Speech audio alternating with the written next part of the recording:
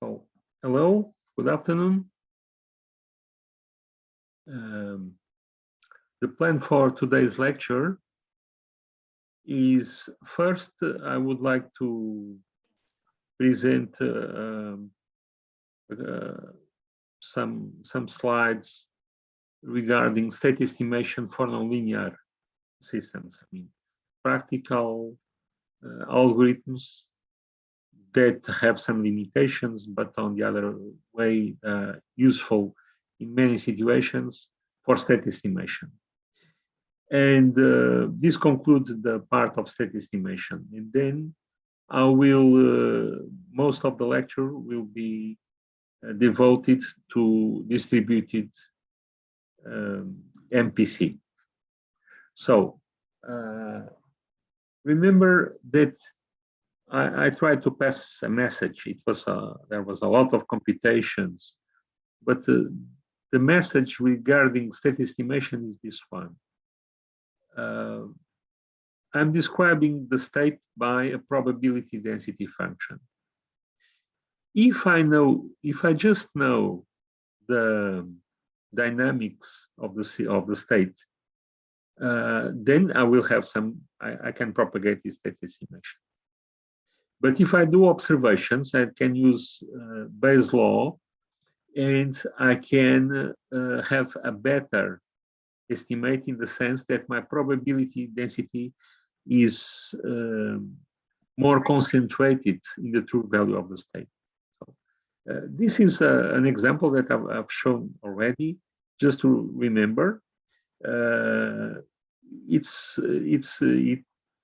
refers to a very simple case in which it's a linear system, first order.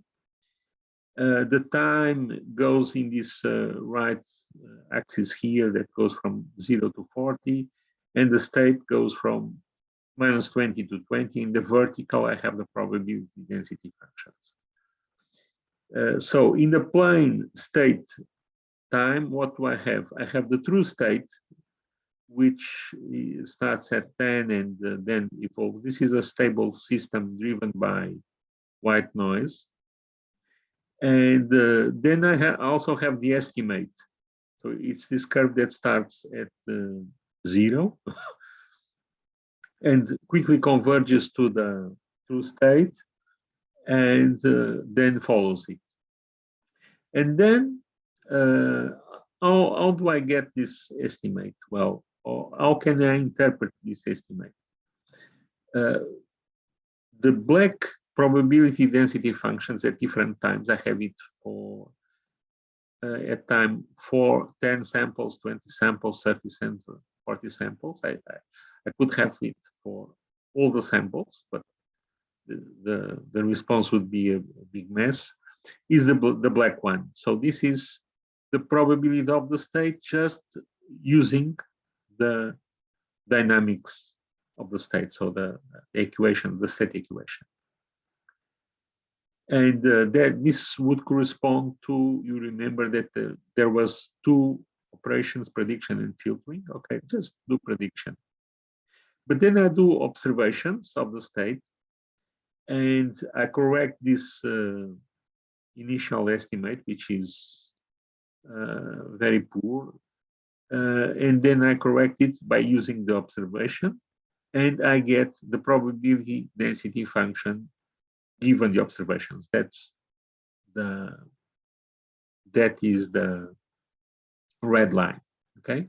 Now, what happens is that in when we consider linear plans with Gaussian noise, then everything is Gaussian. All these probability density functions are Gaussian. So assuming that I have this plan where I have my state model driven by what I call process noise that models disturbances, and I do observations corrupted by sensor noise, and these Q and R matrices are the covariance matrices of these noises, Q for W and R for V. Then I can, since everything is Gaussian, I can just propagate the mean and the covariance. That's the idea of the Kalman filter. Okay, so the Kalman filter can be written in many ways. We have seen that we can write it as an observer, an optimized observer, but we also can do these operations of prediction and measurement or correction. So we start with some filtered state x hat, and I use the dynamics. I use the dynamic equation to compute this x hat minus. This is the predicted estimate of the state given observations up to time k minus 1. And I also update this covariance matrix P, and I compute the first estimate of the covariance at the next time instant that I call P minus. Then I do an observation, and what are the equations for this correction associated to the observation? I compute what is called the Kalman gain, and then I say that the updated estimate x hat is the predicted estimate x hat minus plus the Kalman gain times the difference between my observation z and what I expect it to be given my prediction x hat minus. And I also have to update this p, okay, from the p minus. So together, x hat and p, they characterize the density of this of my estimate. X hat is the mean value of the Gaussian function, and p is the covariance matrix of the Gaussian function. Okay. So what happens? What happens if we have a nonlinear filter? Of course, we can use the general equations for nonlinear filtering, but those are very heavy computationally. Okay? And the problem is that in the presence of nonlinearities, the Gaussianity is lost. So the estimates are not the state, and the estimates of the state and the observations in general, they are no longer Gaussian random variables. But we can do an approximation. So that there are many suboptimal solutions for this problem of state estimation for nonlinear systems. One possibility is to approximate the density, the probability density function of the state and of the estimate of the state given the observations using a Gaussian. So you can have something that can even be multimodal, okay? But you are going to approximate it just by a Gaussian. In some cases, this can be very poor. In particular, if you have multiple modes, that is to say, multiple peaks in the density, this can be very poor. Probably you would have to require the use of multiple Gaussians. But in many cases, assuming just that we approximate one Gaussian density is a good approximation. So I'm going to speak to you about two methods that do this in practice, and at least give you, in one of these methods, to give you one idea of what is used. What are the algorithms? So one is the extended Kalman filter. Okay, so suppose that you have this nonlinear dynamics as xk z f of the previous state and previous control and some noise, and z is some nonlinear function also xk and some noise. Now, what we do is we linearize we linearize the equations about the last state estimate. Okay, and this results in these equations here. So you do a prediction usually using your nonlinear function f. That's the last equation. Okay, I call it x tilde, and then I add. Actually, this is nothing more. This is nothing more than the first order Taylor expansion of the state, because x hat is the previous estimate, x is the actual estimate, and a is the derivative of f with respect to x. Okay. Also, for the observations, you have a similar thing, but now h, this matrix H, is the matrix of first derivative, so the Jacobian matrix of the function small h with respect to x. Okay, so I wrote here the equations, but what is really important is this. Starting from the last observation, from the last estimate that I have, what am I going to do? I'm going to do a prediction using my nonlinear model, and then you will use a dynamics that is actually just linear, is based on a linearized model around the last observation, last estimate that I had. Okay? This is the so-called extended Kalman filter. In general, this can be very complicated or not, depends on F, but it's very systematic to do it. And it's very much used.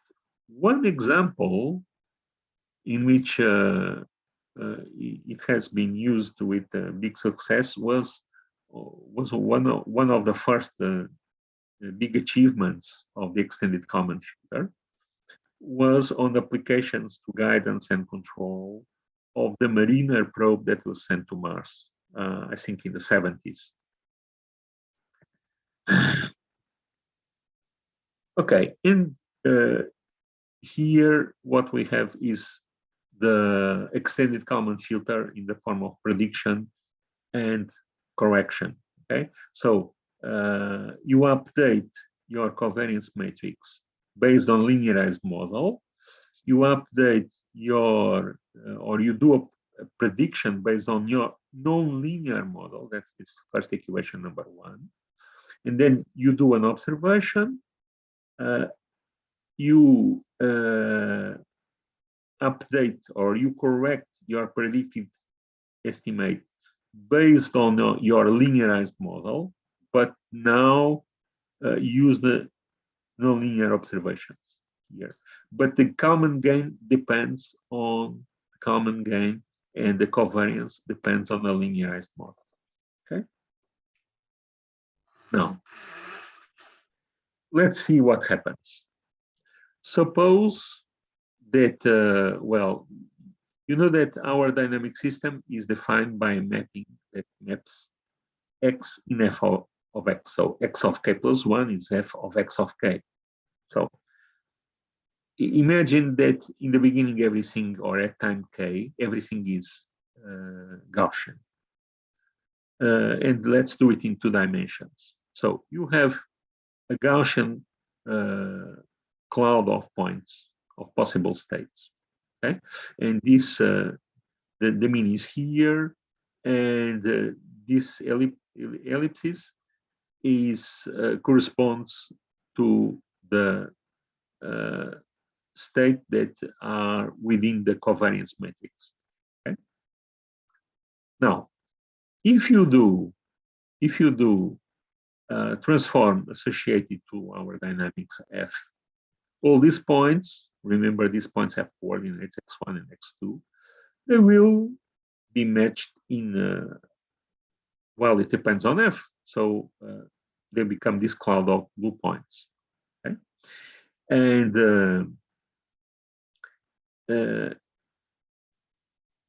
if they have some mean and they have some covariance that I call the true covariance, this corresponds to the best Gaussian approximation to the distribution of these points. Okay, So how can you think of it? Imagine that you do an histogram in 2 dimensions. Okay, so this would this black plot represents the bell. Okay, the bell-shaped curve corresponds to the Gaussian that would fit best among all the Gaussians the histogram of all the points that we have here. Now, what happens when we used extended Kalman filter based on linearization? You have no concern whatever about approximating the true covariance of the points. Okay, so the first 2 moments, the mean and the covariance. So you will end up with some mean, that's this magenta point, and with some covariance, again, this magenta ellipsis, that corresponds to the P matrix. This point will correspond, okay, to transforming the original estimate according to the prediction. And then around it, you have a distribution, so a kind of bell. But this can be very distorted with respect to the best approximation. Okay. Now, people started thinking about this, and one of the ideas was, okay, I'm going to pick up many points and to transform them and to approximate them by some density function. Okay.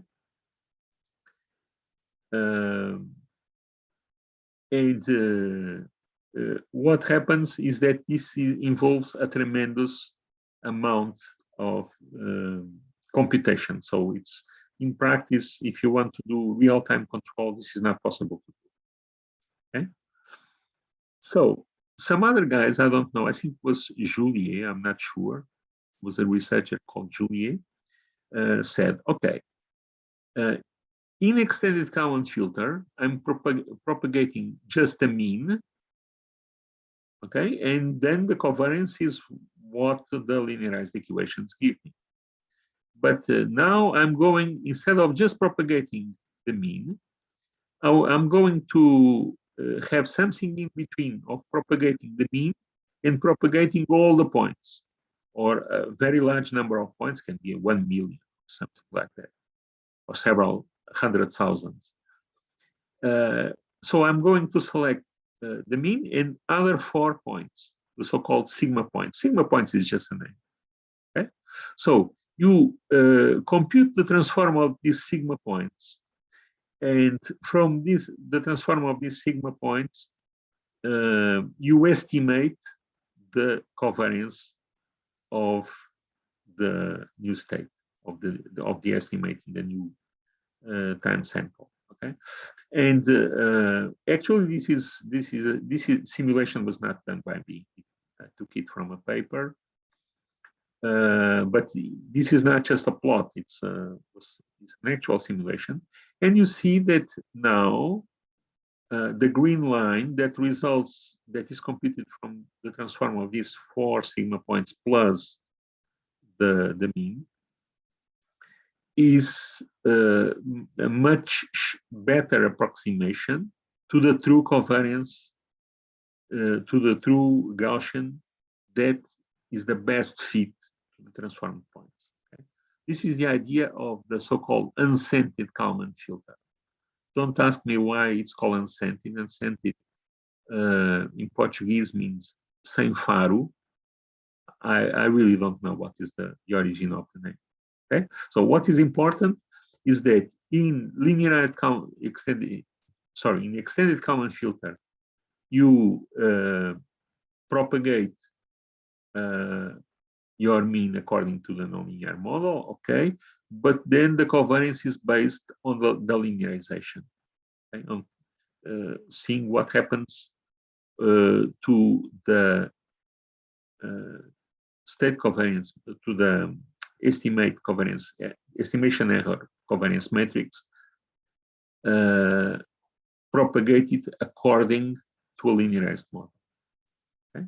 And it can give an acceptable result. It can give you some very bad result. In uncented, instead, you propagate 4 points in addition to the mean point, and from these transformed points, you do an estimate of the covariance. Okay, there are formulas for that. I'm omitting it.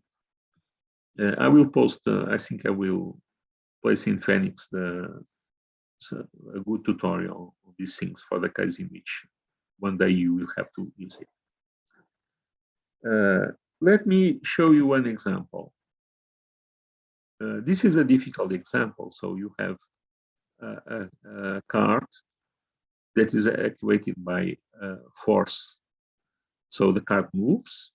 It has some position x with some velocity x dot. And then you have a double pendulum, double inverted pendulum. So you have the angles of the pendulum with respect to the vertical theta 1 and theta 2. So your state is x, theta 1, theta 2, and their derivatives. So the positions and the derivatives. And the equations, you see, they are strongly nonlinear. Now, if you use the Kalman filter and the unscented Kalman filter, you can see here the different positions, different components of the state. Some are observed and some are not observed. For instance, the cart position is observed, and in the simulation they did, they were adding noise, so they were having these green lines, green crosses representing the observation points, which means it's the position corrupted by some noise. Then the first pendulum angle is also here. That corresponds to the blue line. And this was not observed. And the second, the angle of the second pendulum was also observed. Okay. And here you have the velocities. Some are observed and some are not observed. Now, the unscented Kalman filter is I was telling you, it was the blue line. Now it's the true state is the gray line. The blue is the unscented, and the red dotted line is the extended Kalman filter. It's easier to estimate a state when you observe the variables directly. For instance, for the angle of the pendulum number 2, you have pretty good results. Although the extended Kalman filter in this case, there are periods in which the error is significantly more than the unscented. But if you look at some variables that are not observed, you can see that the extended Kalman filter is completely lost, and the unscented gives a much better result, although sometimes with error. This is a very difficult problem. So developing this example would require a lot of work. So in this example, the unscented gave a much better result than the extended Kalman filter. However, there are many situations in which the extended Kalman filter gives better results than unscented Kalman filter. Okay. Again, it's not clear what should we discriminate. And they are both very much used in robotic problems, for instance, SLAM, simultaneous localization of the robot in mapping of the environment. Let me give you another example. Suppose that in addition to estimating the states, you want to estimate some vector of parameters W. Okay. So V is noise, but W here is a vector of parameters. These parameters can even be considered to be slowly varying. Or if they are constant, what do? You add to this equation for X, you will add another equation for the W. If the W is constant, you just say that WK plus 1 is WK. Okay? And this R here is 0. But you can also say, well, but WK can have some drift associated to a random variable, RK. In that case, W will be not exactly constant, but we have some fluctuations. Now, this is a method of enlarging the state. And now you can apply either the unscented or the extended common filter to this enlarged model. And you end up with an estimate of X and of W. You can see here some examples where above you see, it's again the example of the card. You can see the angles, okay? And here the estimates of the unscented common filter are very good. And here you can see the estimates of the parameters that are taken as states. Now, you should be careful, because in this problem, you can shake the state by manipulating U. But you cannot do it for the parameters. So the information content of the observations related to the state is much better than with respect to the parameters. And this makes much easier to estimate the states than to estimate the parameters. Usually, this method is it can pose some difficulties. Sometimes it works well, in some more difficult problems it does not work. Okay, so this was what I wanted to tell you. If you have a nonlinear problem, you can either use the algorithm for the extended common filter, in which you do a linearization essentially around the last observations, and the equations are very simple.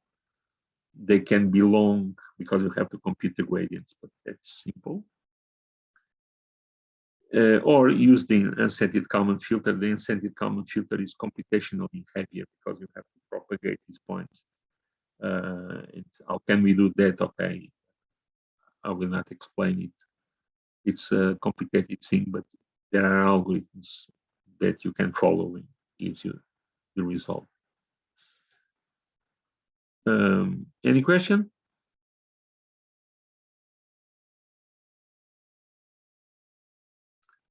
Okay, so now I would like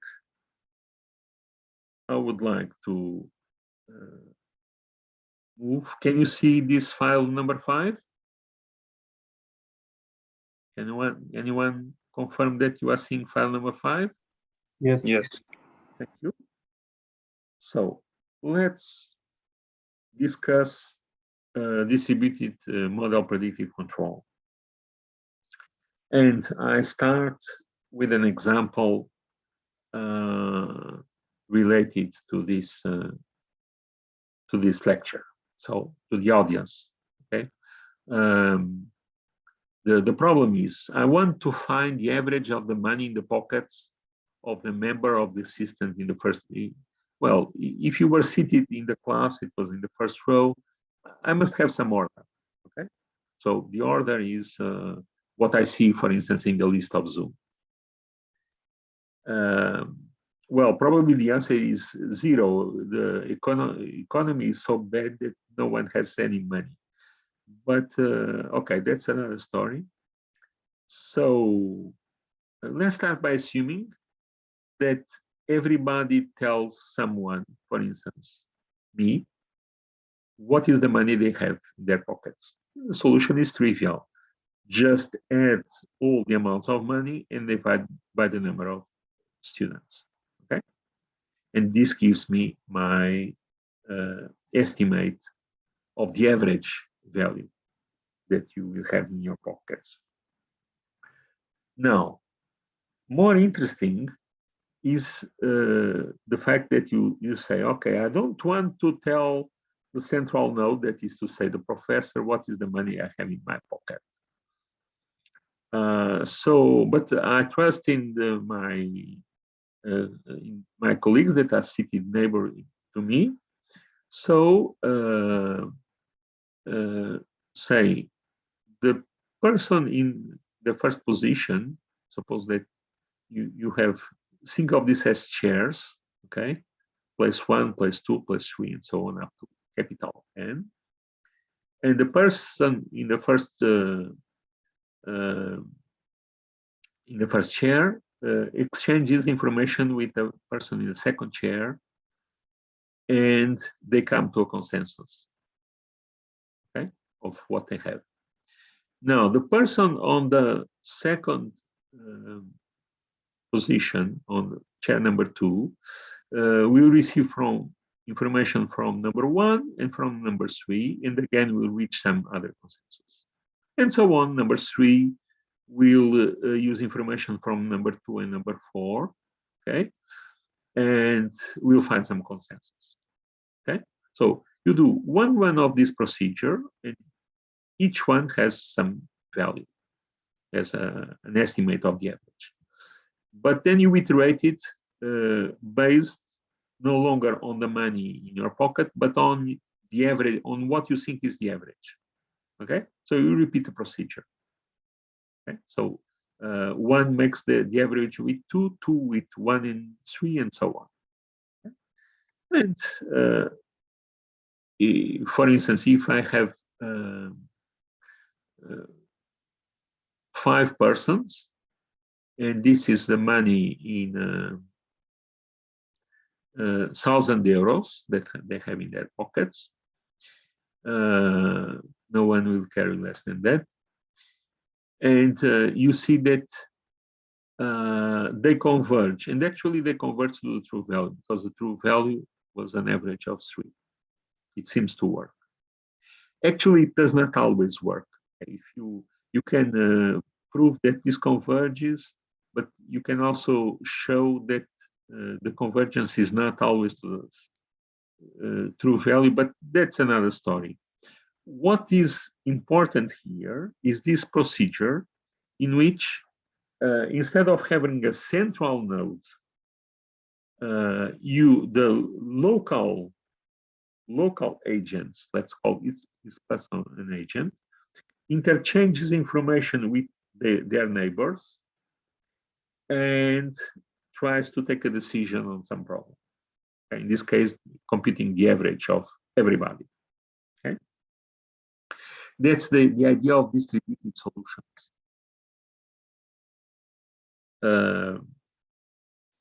Now, one problem in this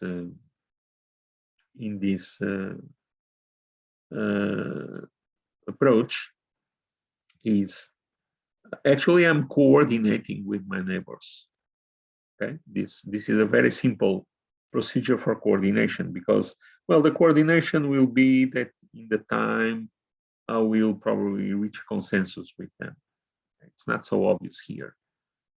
Okay, we are going to see that sometimes the person in position 4 and the person in position 5, they have different estimates, and the idea is that you converge to a common estimate.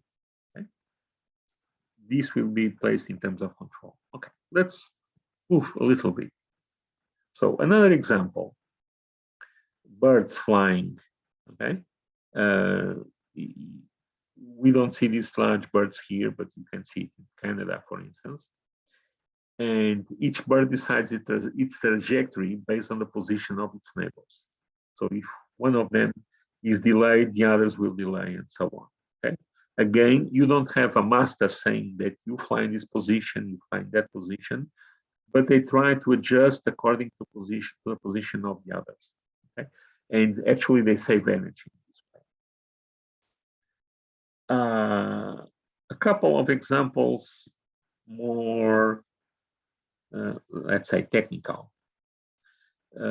This windmill farm, in which you have interactions between the different windmills, because they create a kind of shadow, and this shadow effect. It's quite apparent here because they change the clouds, and if you can see, there are windmills not just on this line but on other lines. You can see it in the middle of the fog here. Okay, so they are interacting. If you think of the windmills in a row, there are some interactions between these windmills. Probably the first one is if the wind comes from this side, from outside the picture, the first one will get the best part of the energy, and the others will not. So there are some interactions here. Okay, so they are physically coupled. And suppose that each one has a control system associated to capturing the energy. Then you would like probably to have to take into account this physical interaction among them. Or you can have a classical problem, smart electric power systems, where you have electric power coming from many sources, and you have consumers, but now consumers are also producers, no? Okay, so classically you had producers, you have transporters managing the power line, and you have then the consumers.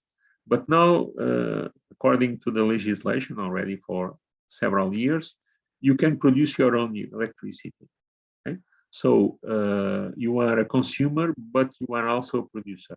And also the large plants, they are also consumers of electricity, because it takes a lot of energy to run, say, a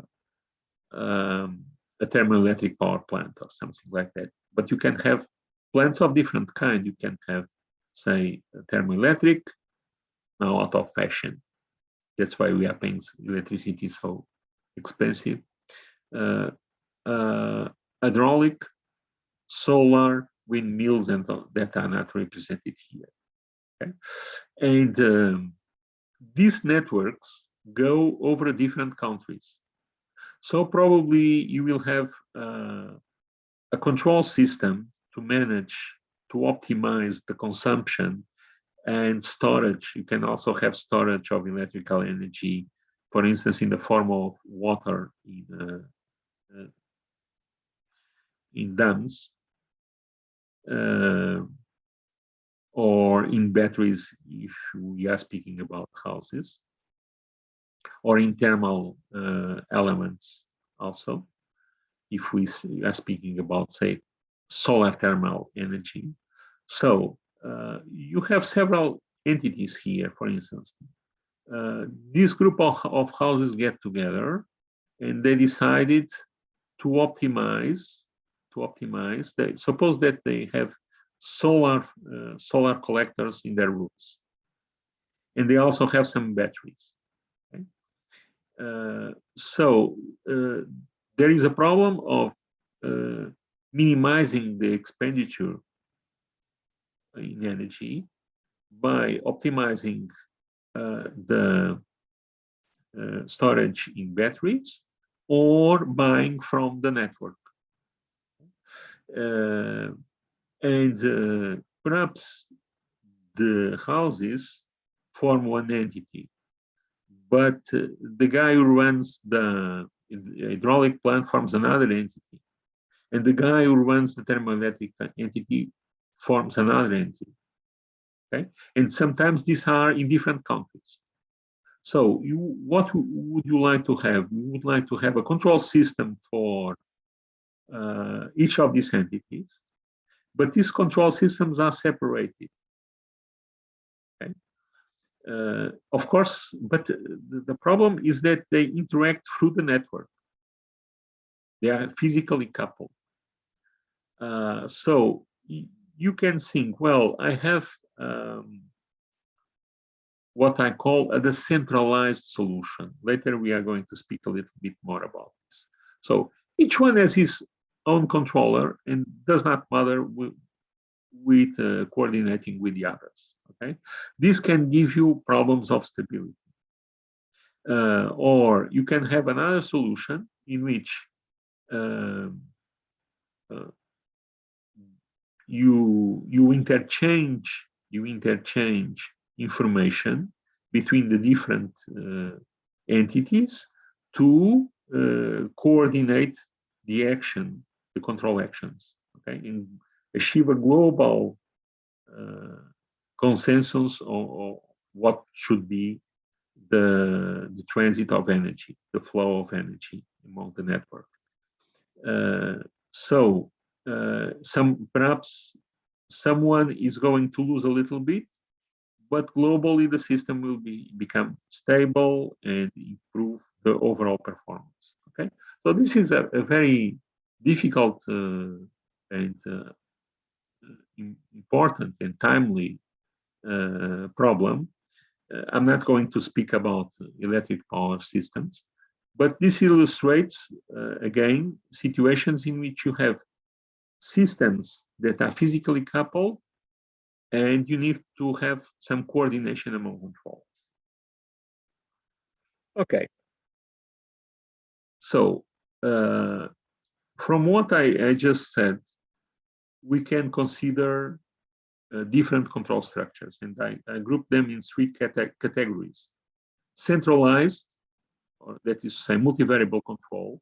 You have a central node, and this node, this control node, receives all the sensors and sends orders to all the actuators.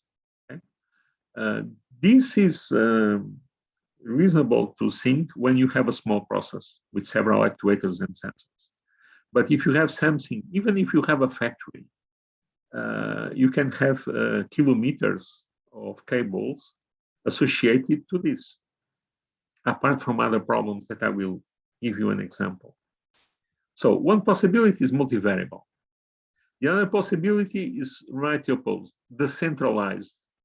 Local controllers act independently. They don't bother about the control decisions of the others. So you split your actuators and sensors in groups. And in each group, an actuator sees the corresponding sensor and tries to manage the actuation variable so that the corresponding sense variable is in the right place. Okay.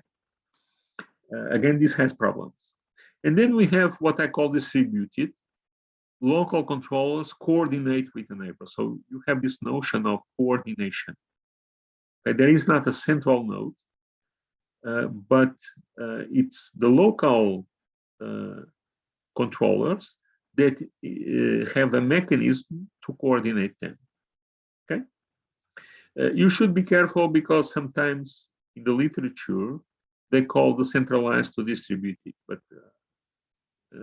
the best papers and do this distinction. So the centralized, no interaction. Distributed, you have coordination. And the most interesting part is distributed control. Okay, so let's look at these plans. So in centralized or multivariable control, you have your plant, you have your sensors that give you signals in blue, and your multivariable controller, you must use matrix methods, reads all the sensors, does some computations, and writes the value in all the manipulated variables. Okay. One thing that I have already mentioned is that the cost of communication is very high, even in physical terms, not only in the flow of communication, but you need to have a lot of cables, okay, from one side and from the other. But there are also other problems that can happen. When I was doing my PhD, I had the opportunity to be at Imperial College, so I was there doing some tests. I did my theoretical work in Florence, but I had a grant from the College School Bank and Foundation to be a couple of months at Imperial College doing tests in distillation columns. And a big disaster happened. So the opening of the news journal every day was destroyed, the Piper Alpha. So you can see Piper Alpha was a drilling platform close to Scotland, and it was completely destroyed, and it was burning for several weeks. So this was feeding the news, as you can imagine. What happens?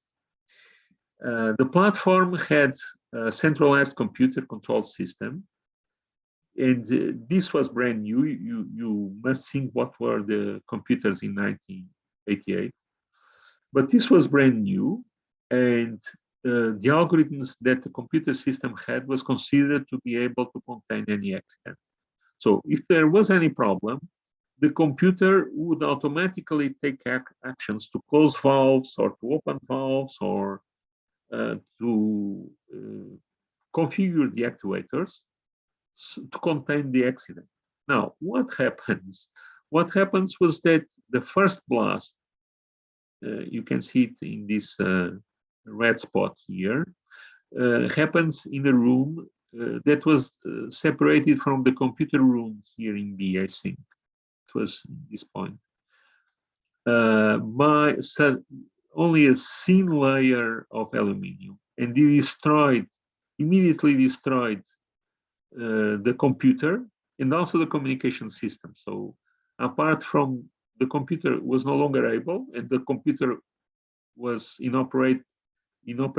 So this represented that it could not take actions to contain the failure. It also destroyed the communication system, so they could not call for help. Okay? So these failures propagated, and the result is what you see there. So a centralized solution is not robust to is not robust with respect to failures. Okay, that is one problem. If something fails, it can the system can become inoperative. Okay, there are other examples, not so dramatic as this one, but there are other examples in which some local part failed, and the system could probably be continued in operation if you isolate that part, but now with a centralized solution, it stops. Now, the opposite to this, the centralized. So in the centralized, you break your plant into several parts, and you associate controllers that read the sensors. Okay, this should be YNS. Read the sensors Y1, Y2, YNS, and compute the values of the actuation variables U1, U2, etc. Okay, and the controllers take the actions without being blind to the decision of others. Okay, you have stability problems here. For instance, you can give very simple examples in which, suppose that you have a linear system with 2 inputs and 2 outputs. and you associate one input to one of the outputs and also the second input to the second output. Okay, and you can build an example in which you have local controllers. Each of these controllers have very good stability margins. But then when you look at the stability margin of the multivariable system, of the system take as a multivariable control system, you have arbitrarily small stability margins. That is to say, some uncertainty in the model can destroy stability. You can see an example in this paper, which is a classical one. It's in continuous time, but it's quite interesting. And it's somewhat old, about 40 years now, but it's still quite interesting because the concepts are still applicable. Later, I will give you another example. Now, before speaking about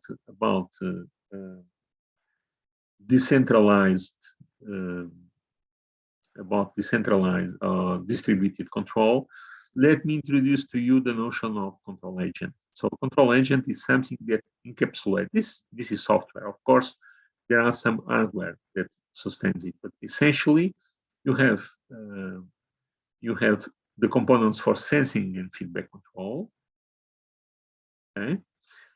Probably you will have some part related with the adaptation of the basic feedback control and very important communication skills. Okay? And you can use this to, like a Lego part, to build more complicated controllers, because you can connect the plant via the sensors, Y, and the actuators, U, but you can also interconnect these control agents with each other via the communication system. So one possibility is that you have your plant and you have decomposed your plant in different subsystems that interact physically. Sometimes the interaction is not physical, okay, but let's think it's a physical interaction. And then you have the local controllers or the local control agents. And in addition to taking decisions based on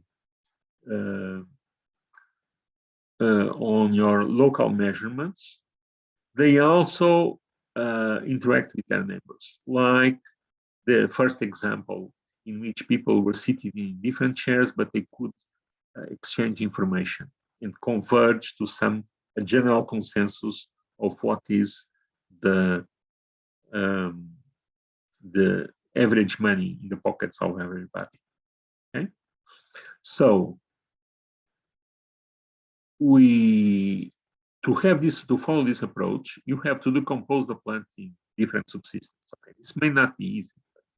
In many cases, I will give you one example.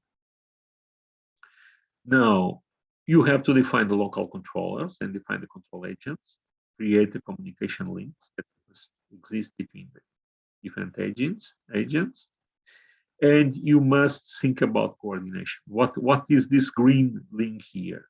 How are we going to do it? So you can think as your distributed controller as a network, so represented by a graph. So you have actually two graphs. The blue graph is the physical plant, and the different nodes interact through physical interdependence. Okay, and the green one is the distributed controller that is related to the plant by sensors and actuators. Okay? If you have, for instance, one failure, imagine that some part of your controller is no longer working. For instance, this CA3. Okay, this CA3 node ceases to work. Then, because either the actuator stopped working or the sensor or everything here, even the communication links. If you have some adequate mechanism to a kind of watchdog, okay, or in more general terms, fault detection and isolation algorithm, which is not, we are not going to study. You can say, okay, this I can no longer control. So I will reconfigure. So before I was having coordination with CS3 as a mean also to coordinate with CA4, with syncing of C2. Now I must have direct, I must change my coordination algorithm to directly coordinate with CA4. Okay, so you can reconfigure. Reconfiguration is something very important, okay, because reconfiguration gives you, in particular, the ability to respond to failures, partial failures. Let me give you one example of this story of reconfiguration. So suppose that you have an aircraft and one of the motors fails, the one on the right. Okay, so it's no longer works. So you will probably have to change the way in which you are using your ailerons and your rudder, okay, to compensate the fact that now only one of the motors is working. There is another example. I tried to find some register of it, but I couldn't. But I've seen it already, in which the rudder was blocked, and the pilot used the ailerons to turn on, to make the maneuvers to turn the aircraft and land safely. So reconfiguration is this: you have to change the pairing between actuators and sensors, because some of the actuators or some of the sensors are no longer working. And you probably will have to change control objectives.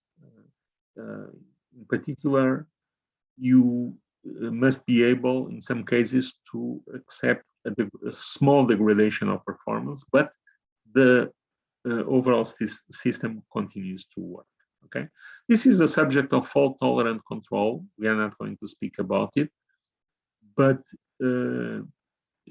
listen to this remark that MPC is a quite important tool to achieve fault-tolerant control and reconfiguration systems. Okay, so the first thing we have to do if we want to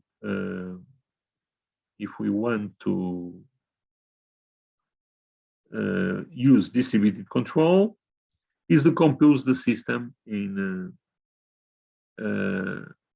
subsystems. Sorry. So, I'm sorry. I destroyed one.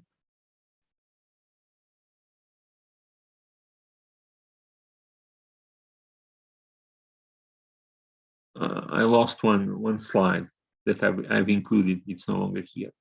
Okay, this is a water delivery canal. You can find water delivery canals in many places. Even in Portugal, you have the system of Alqueva, where these pools or stretches, they run for several kilometers, say 10 kilometers, 15 kilometers. You have Alqueva, you have the perimeter of Mira, close to Vila Nova de Mil Fontes. You have the valley of Sorraia, of the river Sorraia. You have systems like this. Okay, if you go to Australia, you have canals of this kind that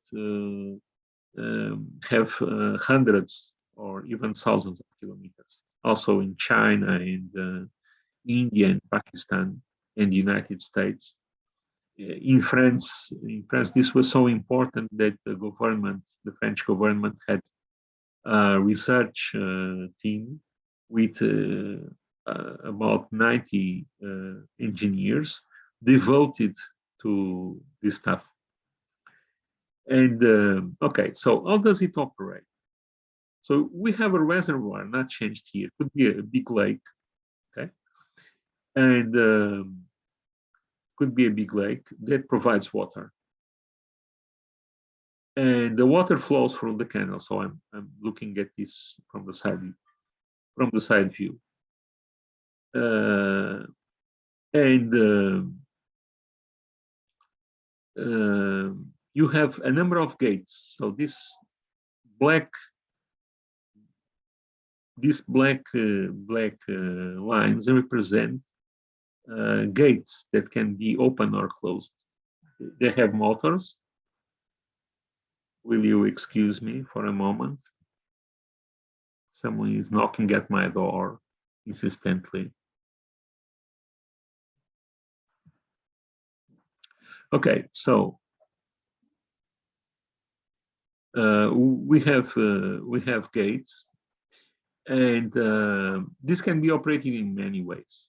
Okay, one of the ways could be, for instance, you move the gate such that you keep the level of the water constant. We will see that in a moment. This is not the best way to save water, but it is interesting for ecological purposes because you never get dry. The level of the water has always some minimum value. Okay, so you have sensors, and you also have disturbances. These valves here, around here, they can be used to provide water to farmers. Okay, so I'm going to show you some results in an experimental canal of the University of Évora. The canal is about 150 meters, and actually this water is just sent to another canal that returns to the original reservoir. So one possibility here of decomposing the canal is to consider a pool, the gate at the end of the pool. This is the manipulated variable, the control of the motor to open or close the gate, and the sensor of the water level. And then we have a disturbance, which is this flow. Okay, and you repeat this for the different pools. That's one possibility. Okay. Actually, there are physical interactions. Okay, how can we model this? Don't be frightened because we are not going to use these equations, but it is interesting to see that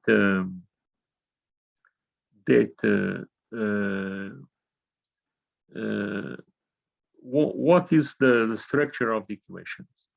You have these two equations, partial differential equations, because x is the length along the canal and t is time.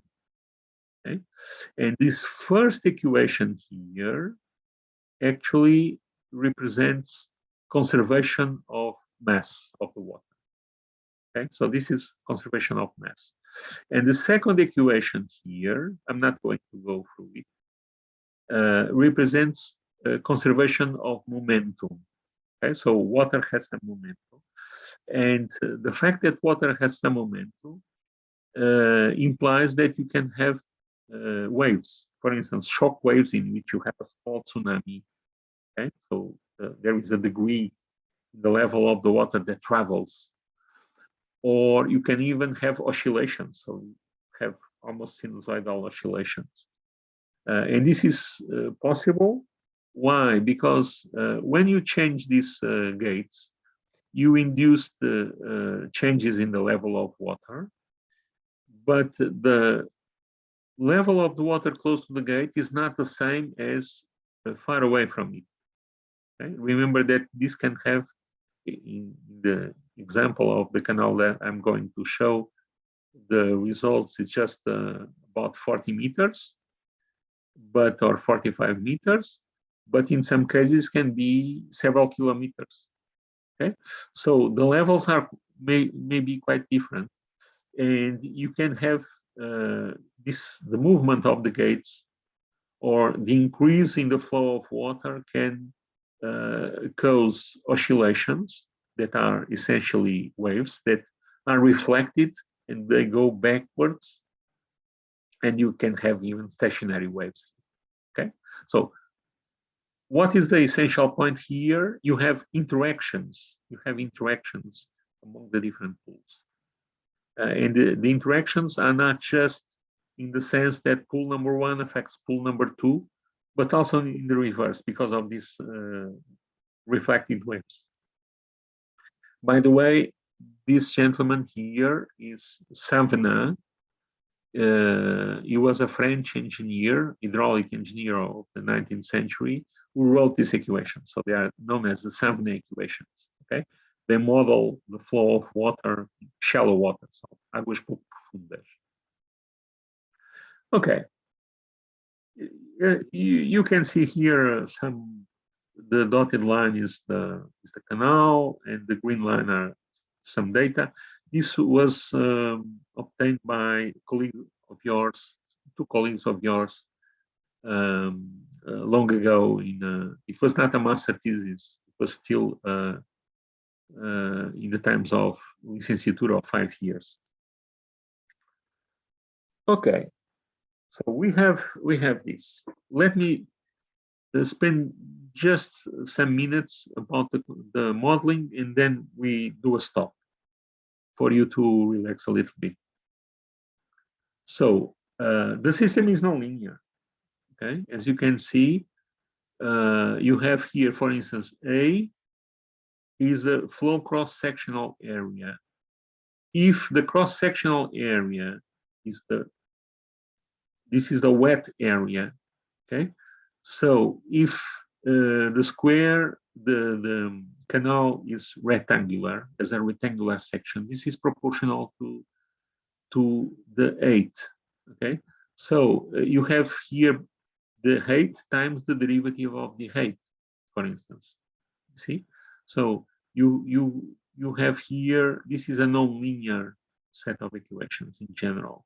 Also, you have this friction coefficient that models the friction of water in the walls, and it's quite nonlinear factors. But we can say, well, consider that the canal is at some average level, and is at some average level, and I consider variations about it. Okay? And you can have a very good linearized model. Now, what is the structure of the model? You see that this is the A matrix. So I have 4 stretches, 4 sections of the canal. So each section has some dynamics. Actually, the state at the I could have considered a situation in which the state of one of the stretches of the canal interacts with others. So these zeros will actually be not exactly zeros, but let's assume it is this. So the stretches, the state is completely decoupled. But now you have this B matrix that multiplies U. You have interaction with the neighbors. Okay, so I'm assuming that each of the gates or the level at one of the stretches is influenced not just by the position of its gate, but also of the positions upstream of the gates upstream and downstream. Okay, that is to say, suppose take for instance this level Y2. This level Y2 is affected by G2, but I'm assuming it is affected by also the gate G1 and also the gate G3. Okay, due to the effect of the reflected waves. Okay, the effect of G1 is more or less obvious because when you open G1, you send water and Y2 will increase. With G3, well, if you close G3, Y3 will increase. Also, this level will increase and the flow will decrease. So it will affect Y2. Okay, so apart even from complicated physical phenomena, we can give interpretations. I'm assuming that the position of gate G4 does not affect the level Y2. Okay, this is out. So I have this structure for B.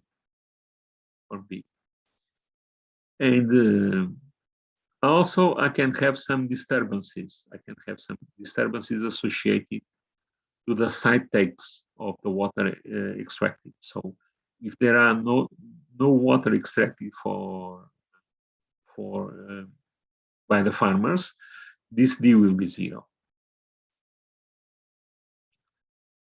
Okay, so I can describe my state system as the state at each. I'm considering I. This I refers to each of the pools of the sections of the canal. Okay, so up to here, it's something within the canal, but then I have here this delta, and this delta contains what? Okay, D is the disturbance effect, associated to the farmers taking water. Let's think it is 0. But then you have the effect of the gate upstream and the gate downstream. Okay, so I'm considering this as disturbances.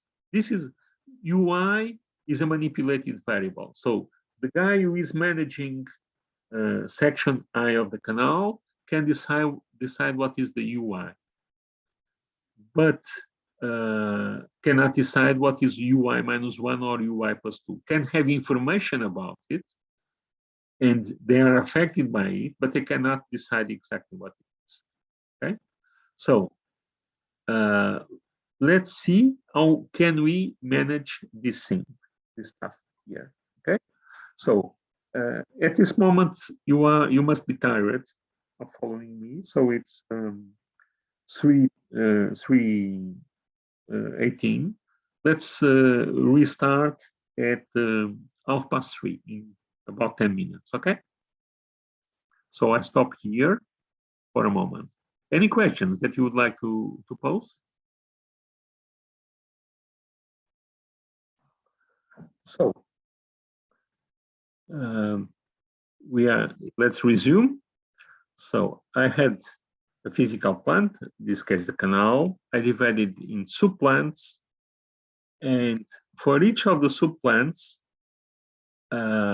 I could write a model for the local state,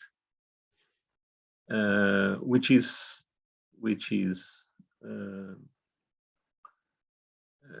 it's a linear state model with a disturbance term that involves the manipulated variables of its neighbors. So I'm counting the neighbors sequentially.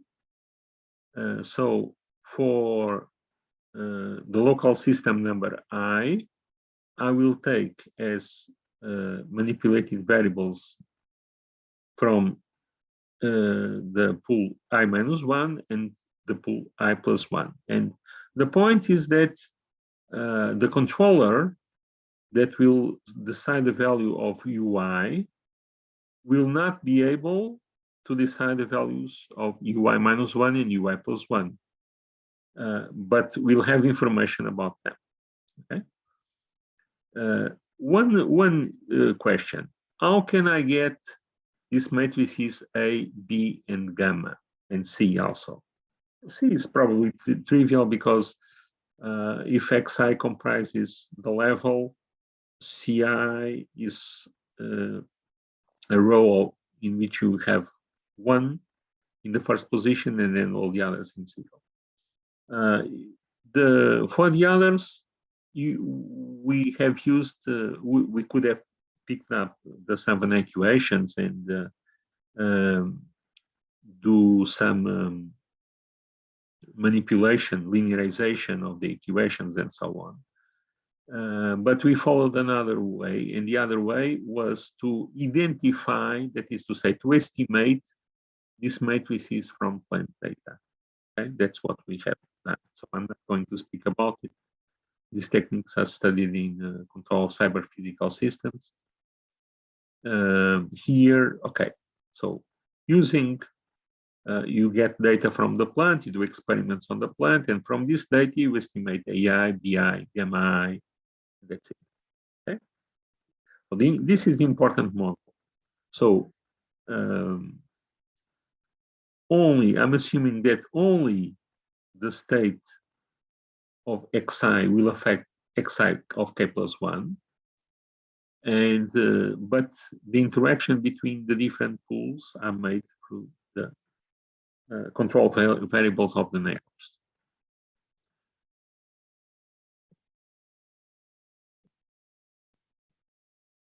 Okay. Now, the first thing we probably can ask is, what about I do the simplest thing, which is to use decentralized control and with local PI controllers. So I have 3 PI controllers. I could have 4, but I did just with 3. And the PI measure the level, each PI measure the level of the water and computes the position of the gate. Okay, and they are acting independently. And you can see here what happens. So the blue line represents the level of the water. You have 3 stretches, so you have 3 levels of water. And the green line is the actual level of the water. So blue is the reference, and green is the actual physical level. And I start from a situation in which the levels are perfectly regulated, so they are over the reference and they are not changing. And then I ask the level at pool number 1 to be more 5 centimeters, okay, which is quite reasonable, from 700 millimeters to 750 millimeters, so an increase in 5 centimeters. And the levels start to respond, but then you see there starts to be some oscillation that increases, also the other ones, and the level was close to the maximum of the level of the canal, which was the condition for the system to stop due to this oscillation that was increasing. But before that situation happened, the motors were so hot that they were automatically stopped for security reasons. Okay, so with the centralized PI controllers, we get an unstable system. Okay, this is the situation. This is a situation that you can find at Alkeva, for instance. But so this will work if the systems are clearly decoupled. Okay, so which is not the case here. So we have a motivation to have some coordination. So in coordinate control, what we have controllers that actually, in addition of measuring the level, they also measure the flow to the farmers. So that's the sense of these red lines. But then we have these green arrows that represent interchange of information among neighbors, and the controllers will have a coordination mechanism. Let's see how they are done. Okay, I will jump this controller. Let's make a detour. Suppose that I have 2 functions of 2 variables. Okay, I called these variables u1 and u2, and the function is j1 and j2. Okay? So they correspond to the green contour lines, and to the red contour lines. Okay? And I want to I want to maximize the sum of these two functions, J1 and J2. And I want, suppose that this is done by two guys or two persons, okay? One manipulates U1 and the other manipulates U2. So we have to decide what to do.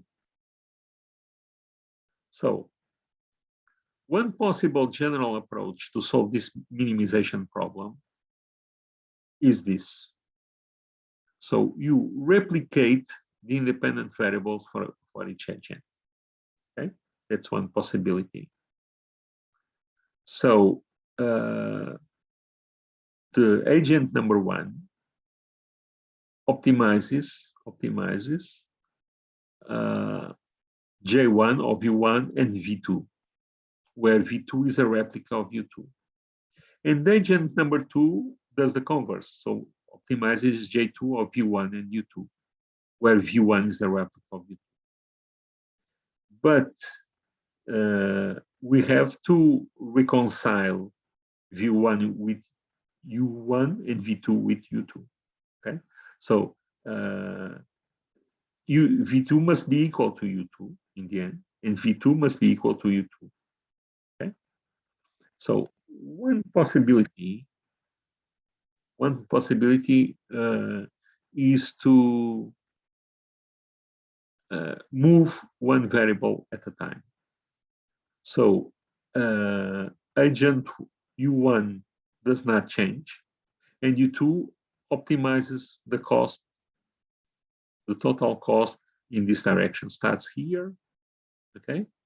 The optimal is around this point. You see this sequence of crosses is more or less in the middle, okay? Now, you start at this bullet, and agent 2 starts doing the optimization, so it moves to this point, optimizing the total function, and optimizing its function, so it's optimizing the green function, and then he says to agent number 1, okay, my decision is this one, okay, around minus 2.5 or something like that. And U1 takes that and optimizes its own function. So each of the agents is optimizing one of J1 or J2, keeping so agent 1 keeps U2 constant and agent 2 keeps U1 constant. Okay, and they converge, and in this case they converge. They converge to a point which is far away from the optimum. Okay, this is the so-called Nash equilibrium.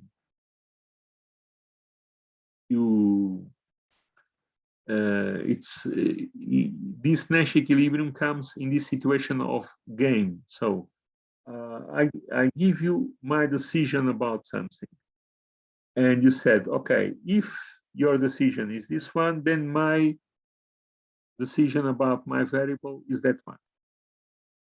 Then I say, well, if your U2 is that value, then my U1 will be a different value, and so on. We go on iterating on this. This procedure can converge to the Nash equilibrium, or may not even converge. In some cases, for instance, if the functions J1 and J2 were not so different, the Nash equilibrium would be close to the global equilibrium of J1 and J2. Okay? But this may not always happen. However, this procedure is quite simple.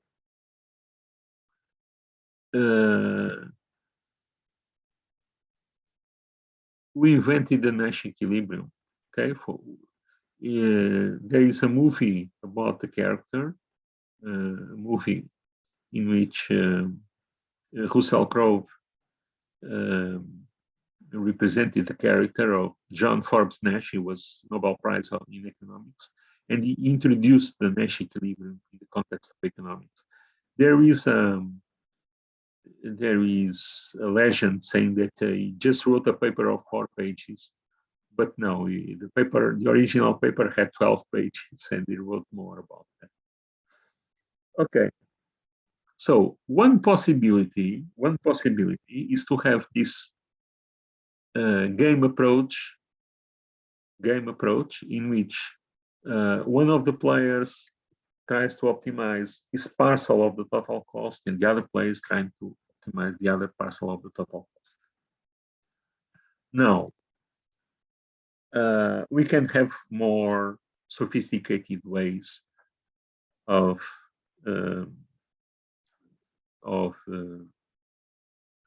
reconciling the variables. And for that, one possibility is to consider the so-called dual problem. We have already seen this. Suppose that you want to minimize with respect to u some ju subject to a u minus b equal to 0. Okay, you form the Lagrangian. We have discussed this already, where lambda is a vector of Lagrange multipliers.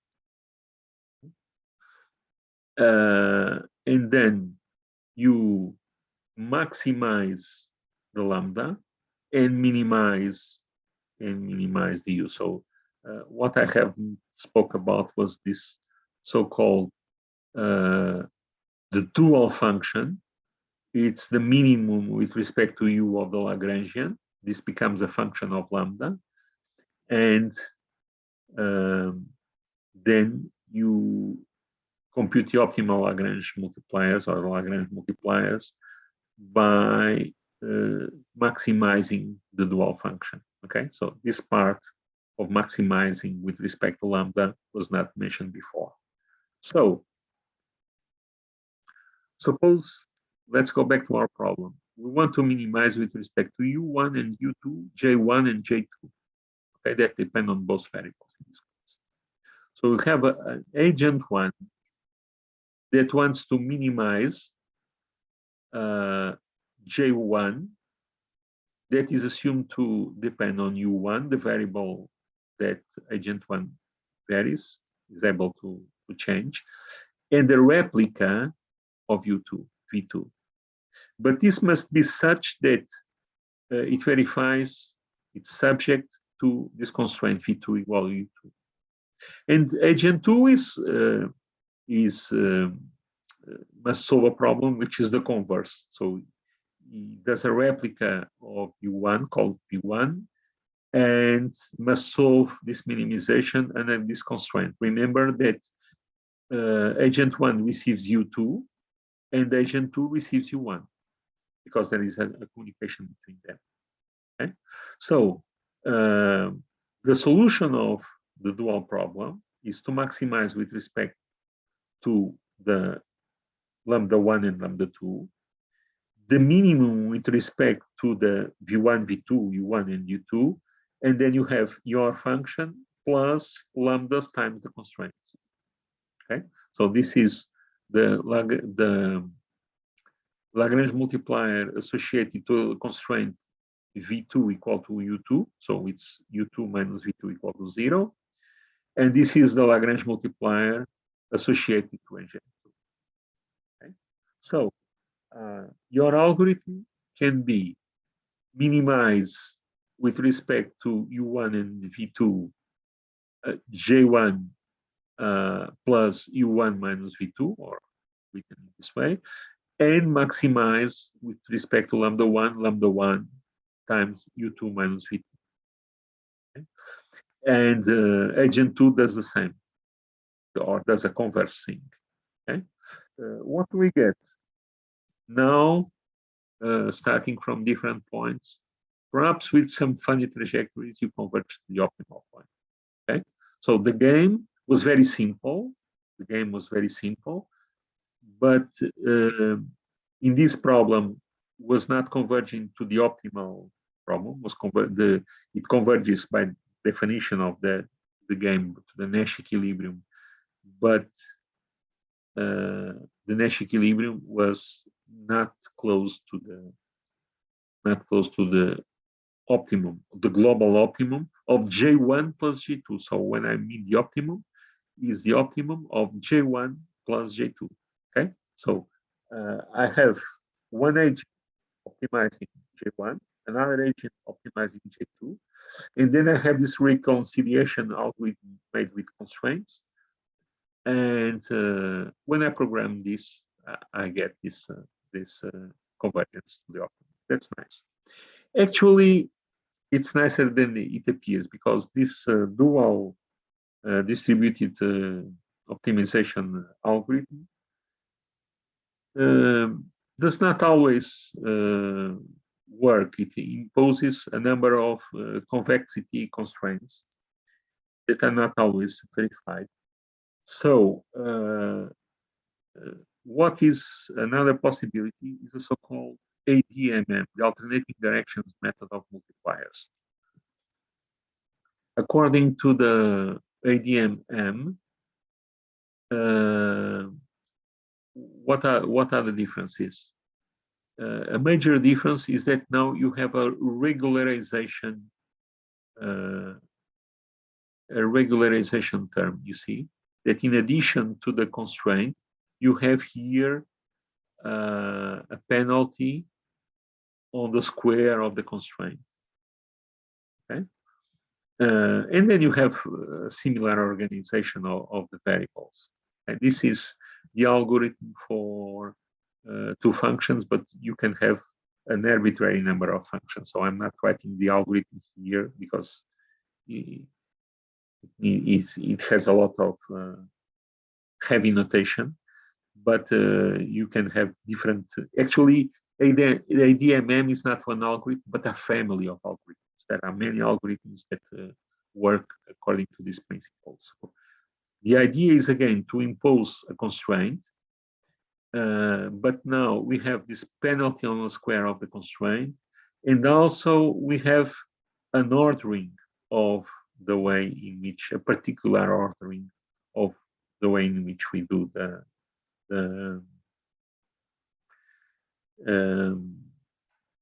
minimizations, the optimizations. Okay, let's go back to the. I have some simulation, but I have not included here. It works with ADMM. Let me show you some results with of the water delivery canal with MPC and again, and sorry, the game approach. Here I'm considering, different costs associated to the different pools. The pool, remember, is part of the canal. But this is altruistic. Okay, this can be formulated in different ways. That's the beauty of MPC. You can change the control. So J1 depends on the tracking cost U1. So the tracking cost is written here. The reference. So E1 is the reference 1 minus the level 1, and also for the others. So J1 depends on the cost of E1, but also depends on the cost of E2. So this is penalized. So, and I use the models to compute this. This is a quadratic cost. I have a linear model, and I'm going to impose terminal constraints. Instead of asking the state to be 0, I'm asking a number of output variables to be equal to the reference. So the last capital N, the last capital P values of the output must be equal to the reference. This problem can be solved analytically, so you don't need to have a numerical method. That's how we have done it. Numerical methods with equality constraints of this kind are usually difficult to work. but we can have numerical, we can have an analytical solution. And furthermore, this is equivalent. You can also prove stability in this way. We have proved stability when the state was 0, and for P large enough, and under some assumptions on controllability and observability, you can prove stability in this case. Okay, so what is the coordination procedure? Suppose that you are at the beginning of some sampling interval. You initialize the manipulated variable for each control agent. For instance, the last value of, or the optimal value of the control in the last sampling interval. And then each control agent optimizes its local cost given knowledge of the manipulated variables of the neighbors. Okay? And then you iterate this step number 2. It's something like this. Let me show. Suppose we have these agents 1, 2, and 3. So agent 1 knows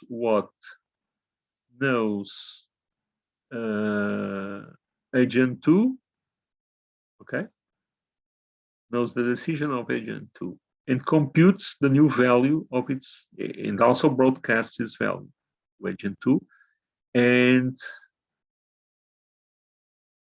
should broadcast it also to here. There is an error missing here, okay? So given these a priori values, each of the agents computes the controls. Then the values became different. So the agents recompute their controllers because they were based on the decisions about the neighbors, and the decisions about the neighbors changed. So they go on doing this process of recomputation until you have convergence, or until you do it for, say, 10 or 20 of these iterations.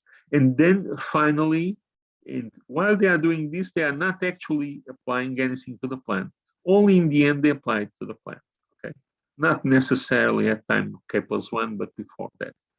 There is a delay there is a computational delay, but the computational delay is not should not be in general the sampling interval. Okay, so this is the coordination procedure. Only at the end we do this. Okay, so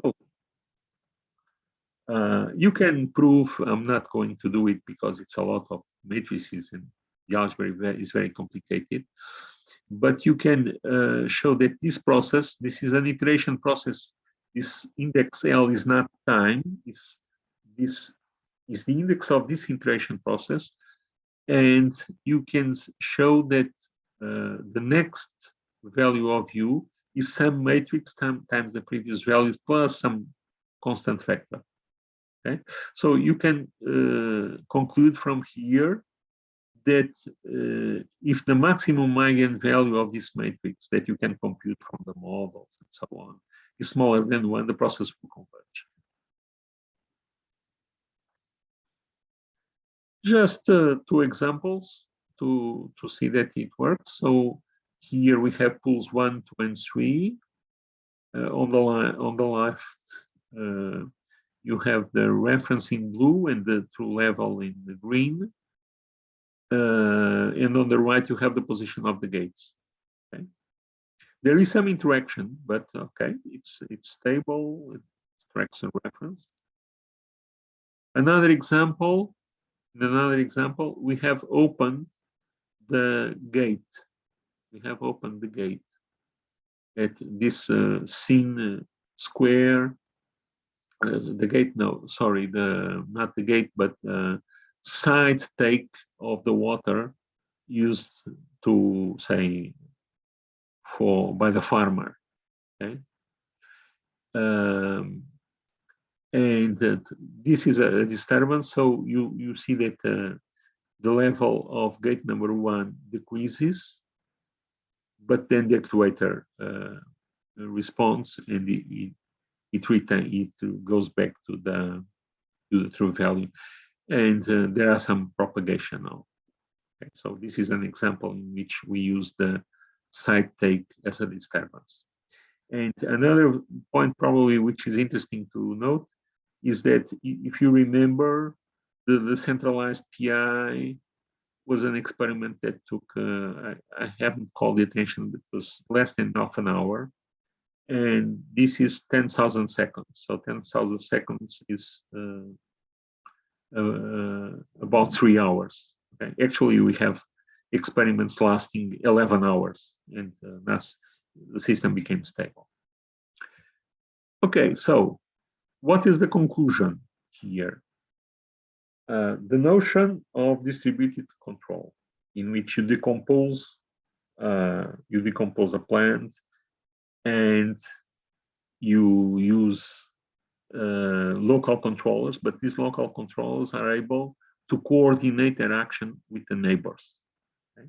And there are several algorithms to coordinate actions.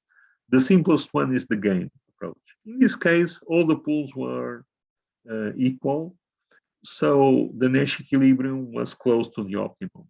Actually, if you compare it with the LQ distributed control, you get the same results essentially.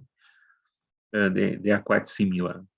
But in some cases, you don't have assurance that the Nash equilibrium will even converge.